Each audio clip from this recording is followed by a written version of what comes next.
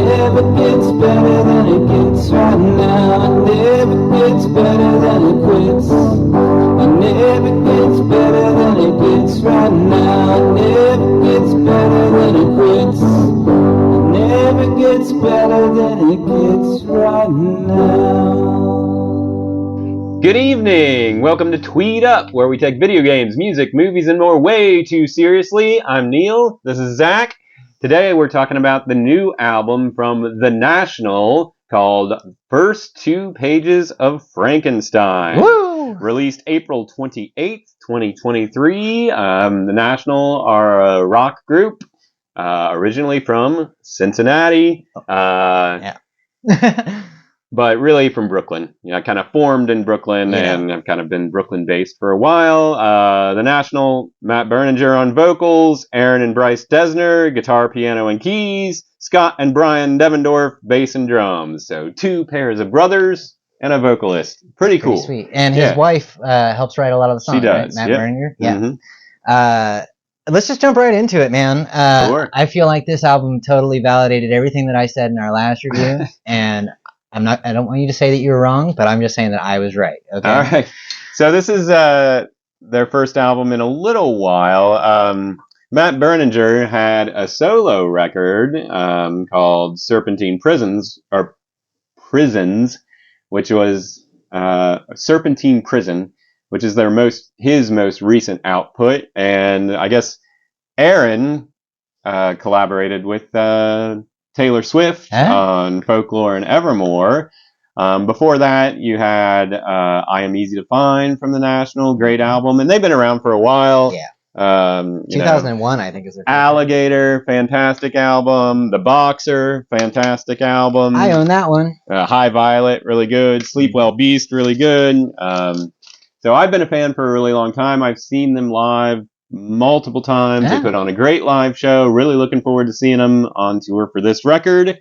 And I own High Violet. I love Blood Buzz Ohio and with Mr. November. Yeah. Other than that, I'm coming in pretty fresh. And I have to say, really surprisingly pleased. Nice. Yeah. You want to talk about track 1? Yeah. Once Upon a Poolside. Yeah. Featuring Sufjan Stevens. I would say not all, but most of the features on this are pretty low key. Yeah. Like they just kind of add some harmonies here and there, but it's nice. Yeah. Sufjan sounds great on this. He does some harmonies, and then he does some backing vocals, which is really just like kind of like a vocal melody behind like the verses, but it's not lyrics. He's just saying like oohs and ahs kind of, but they sound good. I would call this a breakup song. Yeah, oh yeah. It's a sad piano ballad. We'll have several of those on this really record. Haunting keys. Yeah. His voice and that timbre that he's got. Oh yeah, that's what he's famous for. I know it's his thing. But really strong start. Loss, breakup, emotion. A story is being told. Yeah, I will say, being a longtime fan of The National, they've changed, I guess, somewhat over the years. And I think just from the standpoint of lyrics, I feel like this is their most straightforward and easy to understand album. There's not a lot of subtext. Yeah. Yeah. It's pretty straightforward. In the past they'd had some, like Blood Buzz Ohio. What is that song really about? Right. I don't know. But yeah, I mean, so this song, the chorus, what was that worried thing you said to me? Yeah. I thought we could make it through anything. And like you got Sufjan Stevens singing behind that. That's beautiful. So man. Great. Yeah. And an Afghan Wigs reference. Oh, yeah. For the win, man. Yeah, and Cowboy Junkies. Yeah. Wait, no, that's not on this song. No, that's not Cowboy Junkies, yeah. But that's not this song. Yeah. The Afghan Wigs one? No, that's in Eucalyptus. That's the second song. Yeah. Oh, man. All right. Well, I jumped ahead. Let's talk about the second track, Eucalyptus. It's got an Afghan Wigs reference. Yeah. Also from Cincinnati. Look, man, when your notes are this full, all right? Also, another breakup song, dividing their belongings. Yeah. And kind of attempting to, like, bargain his way out of it. Like, we don't really got to break up here, Yeah, I feel like this song is about the power of objects, and like, I don't know, a lot of people getting rid of all of their stuff, you know, Yeah. because they don't need their books, they don't need their CDs, they don't need physical objects because You got digital the media. internet has it all. Well, you know, there is power, at least for me, in physical objects. Like physical If you could objects see. remind me of other people. You know, Yeah. it's not just the object. Like I have. I'm looking at that cover box right over there and thinking about all the good times. Yeah, I mean, I have lots of stuff from my grandparents and other friends and family who are not around anymore. And like, you know, yes, I feel like I think of my loved ones who are not around often, but sometimes I will see something in my house and it will put that thought in my head. I think You I know what exactly I mean? what you mean. So, Yeah. like, there's keepsakes, mementos, but then Yeah. there's also, like, you just form this emotional attachment, this joke that you had with, you know, your buddy or your wife. And Yeah. listening to this song, I was thinking about, you know, oh man, like, what would we do? Who would get the jade plant? And it's horrible. Right. It tears you apart to even think about that Yeah. kind of thing. Yeah. And they convey it so well. Yeah, and this has like the full band. So the first song was like interesting kind of like a guitar. piano ballad. This has a full band, drums, guitars are good. It even has like the horn section towards the end, which reminds me of like Trouble Will Find Me era, The National. But really good song. I like Eucalyptus a lot. Leads really well into track 3, New Order T-shirt, and a pretty, really pretty guitar strumming opening. Yeah. And it's another song about the power of objects and memories, you know? Songs are stories. Yeah. When you rescued me from customs cops in Hawaii, when I shut down the place with my Japanese novelty bomb, and your dad came along. Yeah. You want to talk about like just weird lyrics, putting words together that make sense? Okay, cool. You can make a song like that. But when you tell a story like that, it's just more interesting to me. Yeah, and I think what he's trying to get to is like those specifics are, I think, the same kind of thing that he was talking about in Eucalyptus with the different objects. These specifics are what really carry memories. You know what I mean? Yeah. Like, and then how we attach ourselves to these things and these points in time that become so meaningful. Yeah, he said, I keep what I can of you, split-second glimpses and snapshots and sounds. Yeah. You know? I had that too. I keep what I can of you, my heart, and it's a lot better version of the song Last and Beautiful by the New Pornographers. That's the last time I'll take a shot at the New Pornographers. I mean, honestly, like, despite the subject matter, the song has this like light and bright vibe to it. Kind of, you know, it's a bop, and I was literally dancing around to it. Yeah, I feel like, you know, some of the criticisms of the Nationals, you know, the recent 3 albums, I suppose, is that they're boring. You know what I mean?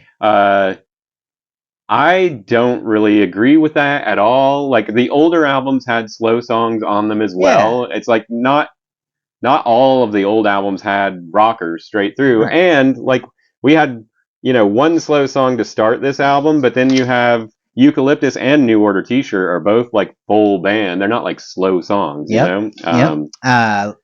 Yeah, agreed on all points. And the music, I mean, okay, some, you know, instruments aren't in some songs. There is no saxophone in this record. We should have said that up top for... There might be some. There might be some somewhere. Maybe? Okay. One of my favorite parts of this song, just because of personal attachment, and we are Ohio guys, you in a Kentucky aquarium talking to a shark in the corner. Yeah. You know where that is? Newport. You got a picture of you talking to the shark in the corner?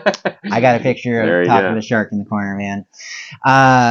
Track number 4, This Isn't Helping, featuring Phoebe Bridgers. Yeah, it's another piano ballad. Yeah. Really nice, really pretty. And some really nice, I think there's a little synth and some guitar in there.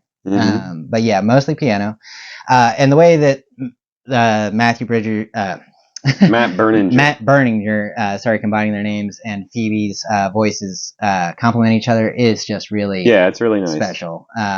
I've talked poorly about repetitive choruses in the past, and this one has a repetitive chorus, but it changes slightly between verses, and then it combines at the end to make a more like complete tale. What do you think this song is about? So I feel it's a really sad song. Yes. I feel like it's about someone who's it's about someone getting irritated with another person's positivity and support. You know, there's someone who's being super positive and support and taking the blame for things when Matt, the writer, I guess, knows that everything is his fault, you know, and he's saying this isn't helping. You know, he says this isn't helping at all. I know you think it's kindness, but it's not, you know. Like it's just that resentment. Like you are so positive and you're better than I am and I don't deserve you. And you're not helping me by being so spectacular. It's just stories. I love it. Emotions. Track number 5, Tropic Morning News. So we go back to a full band. Yeah, this is a great highway driving at night song, man. Like some, give me some, I don't know, dark Miami Vice vibes. You know, the Tropic Morning News comes through. Boogie-worthy music. Guitar solo midpoint is fantastic. The post-chorus is incredible. Yeah, I feel like this is like emotionally sort of like in the same setting that the previous song is in. That's the crazy thing. These are not depressing. They're sad songs. They're sad songs about sad things, but they don't make you sad to listen to them. Really? Would you say that's fair?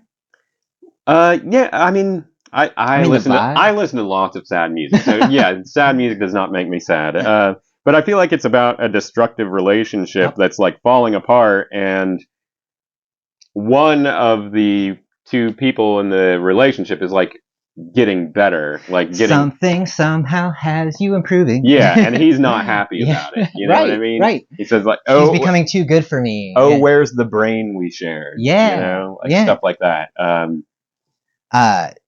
Great track, man. Yeah, I mean. This is one of the singles. Is it? Yeah. That makes sense. Yeah, it came out, I want to say a couple months before the full album. Yeah, they released 3. Something like that, great song. I mean, we're at 5 tracks in now, and I've enjoyed all of them very much.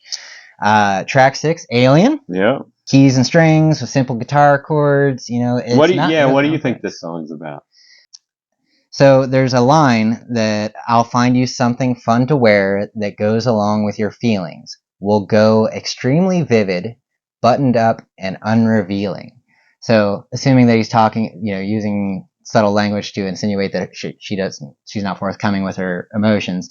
I think, all that to say, I think that he's feeling resentful of this person that he's with. And that he wants her to kind of get off her high horse and be with him again. Yeah, that's sort of, I wrote, it's about clinging to the rare moments of happiness in a destructive relationship.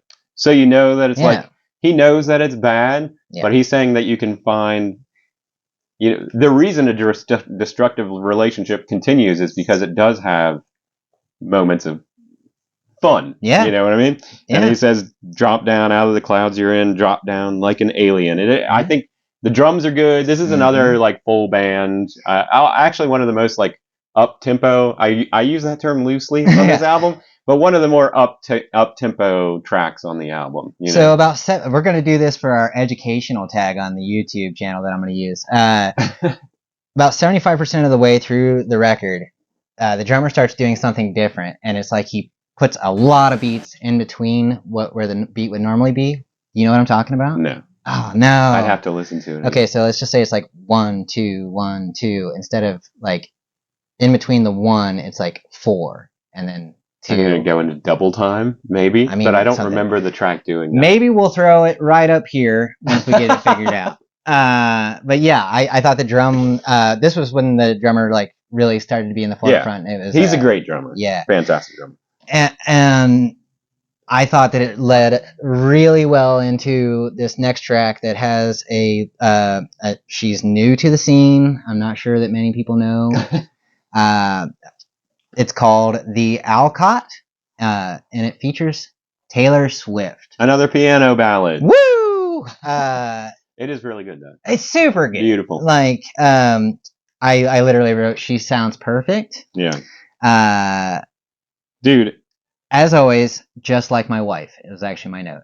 Yeah. You got to listen to... Have you listened to Folklore, man? Yeah. Okay. You know the song Exile with Bon Iver on that? I feel like this song is it's very, very similar to that song, and like the way that the call and response kind of stuff works between in this, Matt and Taylor, Bon Iver and Taylor did that in Exile, which is an amazing song if you haven't heard it. Yeah. But I'm glad you talked about that, the callbacks, because it starts off with the Taylor and Matt singing together, and it's a duet. Mm-hmm. But then as the song goes along and the verses kind of change, you get to kind of getting into, what the song is about. It becomes that call and return. Yeah, and it's really cool. It's go ahead. It's a really good vibe. Like, I think it's worked really well for her in duets, in the past, and it works really well here. Yeah. It's like the Alcott is like a bar where these, lovers used to get together, and now they're sort of getting back together, and they're both like, or seeing each other. They're both like Alcott. Cautiously thinking maybe we'll try this again, even though I feel like they both know it's not going to work, but they're cautiously going to do it anyway. Yeah, the line, "It's the last thing you wanted, it's the first thing I do." Yeah. Yeah, that, I know exactly what he was talking about there. And the line, "I love this curse on our house." Yeah. Yeah. Great song.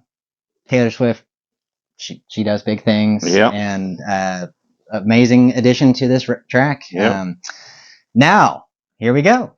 Number 8, Grease in Your Hair. Grease in Your Hair. Back to the full band. Only song on the record I didn't like. What? Yeah. Are you serious? I'm dead serious. Yep. This is my favorite song on the album. No! Yeah. Literally right here. Probably my least favorite song on the record. Oh, no! The guitar is great. The guitar is going to be amazing live. I feel like it's about the difficulty of expressing emotion, all the metaphors about being a robot and stuff. Down we go on the grass, magnets make machines go crazy. And there's like that second vocal line that comes in. I really like this song a lot. I think this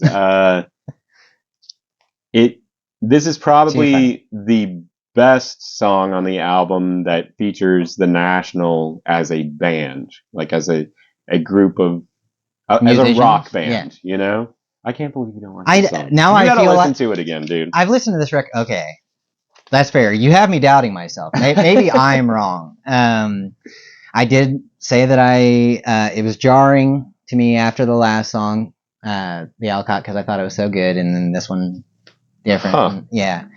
I don't know, man. Neil's thinking about just ending this whole thing here. I did do like the more upbeat part. More than the rest of the song. Yeah. So there's something positive to say. There's always he's wrong. Number 9? Number 9, Ice Machines. It's like acoustic guitars. Do you like acoustic guitars? I mean, I like acoustic guitars. Yeah, I feel like this is Aaron and Bryce like doing Folklore and Evermore stuff, It's good though. I think it's about how to talk to people about your problems, Yeah, and how hard that is. Yeah.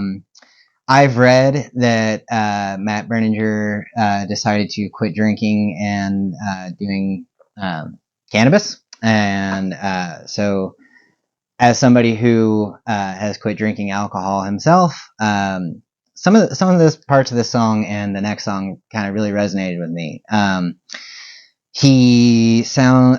They're not on tour, and he's learning who he is after losing his method of coping, is kind of how I heard it. Resentful of the people who care and trying to push them away as hard as he can, before finally admitting that he does need them. Yeah, I don't need anything, but I do. Yeah. Loneliness, and just the message that, we need people. You can, don't try to get through things alone. You have people. If you don't have people, find people. Leave a comment in our comment section. I'll talk to you, man. Nobody needs to be alone. And this theme continues right into number 10, Your Mind Is Not Your Friend. And I'm just going to sit here and let Neil share his thoughts before I just go off on a rant. It's another Phoebe Bridgers. She sounds great. It's another piano ballad. So there are a lot of piano ballads on it. But like, to be honest, it's like some of the best content on the album. For sure. You know what I mean? So like, I don't know. Yeah, if you think beautiful piano ballads are boring, I guess we don't got nothing for you here. Right. No, I mean, we do, but there are... yeah, there is guitar and full rock and roll music, but man, piano is beautiful. Like, there's a reason why people have been playing the piano for, forever. Yeah, and like the harmony... the harmonies are really unconventional. The way Phoebe sings on this are really interesting. And I wrote down, this is in the second verse, you feel it in your nerves. It's choking out the sun. You try in vain to be persuaded that it's nothing. Yeah. You know, I mean, it's about what Zach was talking about. Your mind is not your friend. Your mind is not your friend. Admitting that you are struggling with depression is hard. Mm-hmm. It really is. And I call that hateful little voice in my head, that constantly tells me that I'm not good enough, that I'm not worthy of love, that everything that I've ever done was worthless, and why do I even keep on going? That voice is a reality in my head, and nothing in the world helps more to deal with that stupid little voice than talking to people that you respect and that you love and your friends. This guy's helped me through some dark times, 2020, 21. Sharing how you're feeling. You are special and you are unique, but you are not alone. Like, so many people struggle with depression, and I thought that this song articulated it in a really pretty, I'm going to use the word magical kind of way, while also being very blunt. You know, as we said, there's not a lot of subtlety here. This is one of the pre-release tracks too. Yeah. Getting help and asking for help is like one of the hardest things that you can ever do. Yeah. It's also one of the bravest things that you can do. And you have to, because you're not going to shut up that little voice without doing it. And you need to, because your mind is not your friend. And that brings us to the last song. Indeed. Send for Me. Oh my goodness. What a great way to close. Yeah, I wrote down the whole third verse. It's another ballad, and I wrote down sad people like sad people. Yeah. Like, I think this is some of Matt's most straightforward and honest writing in any project that he's been involved with. Really amazing. Verse 3 is, if you're ever in a psychiatric greenhouse with slip-on shoes, wipe a smile on the shatterproof windows, I'll know what to do. If you're ever in a gift shop dying inside, filling up with tears, because you thought of somebody you loved you haven't seen in years, send for me whenever, wherever. You know, and that's just part of the song. But, like, I don't know. I've never thought of him as this kind of writer before. Yeah. And I know some people that are fans of the National might not like this kind of writing, but I think it's really cool and interesting and honest of him to write in this manner. Yeah, and yeah, to your point, 2010 Blood Buzz Ohio High Velvet came out. Like, if you played this for me after playing Blood Buzz Ohio, I would probably never guess that it was the same musician. Maybe the voice, but I would never guess the lyrics were written by the same person. And maybe it's not a jam that you're gonna get trash to at the bar. That's exactly what it's not supposed to be. Right. But I really hope that these musicians feel really great about where they're at, and their ability to kind of communicate honestly and tell these stories. Because last time I'll say it, music is storytelling. Like, a song should be a story. And the way that they're doing these, like, he's painting, the lyrics that Neil shared, he's painting these pictures of her alone in the airport and at work and in a museum, and just constantly always on his mind. And he's saying, if you ever call for me, I will be there. I will come for you whenever, wherever. And it's just a tremendously beautiful end of the record. And man, I listen to this one a lot. It's got some earworms. I feel like this even, like, thematically, maybe. I mean, their previous record was like a film soundtrack to a certain extent, so that had a good thematic, like, scope to it. But this it works as an album. You know what I mean? Yeah. It's structured well. The themes are all related, and the songs, like, go from one to another in a way that makes sense. Yeah, they both flow. emotionally and I feel musically. I know you didn't like Alien, right? No, I'm not Grease, telling. Grease in your hair. No, I said I loved it. You said you didn't like Grease in your hair. Well, now anyway, I feel like I'm wrong. I'm a big fan of The National, but this is one of my favorite albums of the year, and I feel like it'll be on my top 10 at the end of the year. But we'll see. This album came out 2 weeks ago. Really started listening to it in earnest about a week and a half ago, and I probably listened to the whole thing, at least 10, 12 times, and I'll probably listen to it on the drive home. Yeah. Like, honestly, it's a great record. Check it out. Give it a listen. Check it out for sure. Buy it. Stream it. Recommend it. All right. Thanks for watching Tweed Up. Peace out. Peace. Captain Depression, we salute you. 'Cause I'm only a private, but you know my heart is in it. Yeah, I swear my heart is in it. I never asked you for anything. It's exactly what I got. I never asked you for anything. Captain Depression, time goes slow.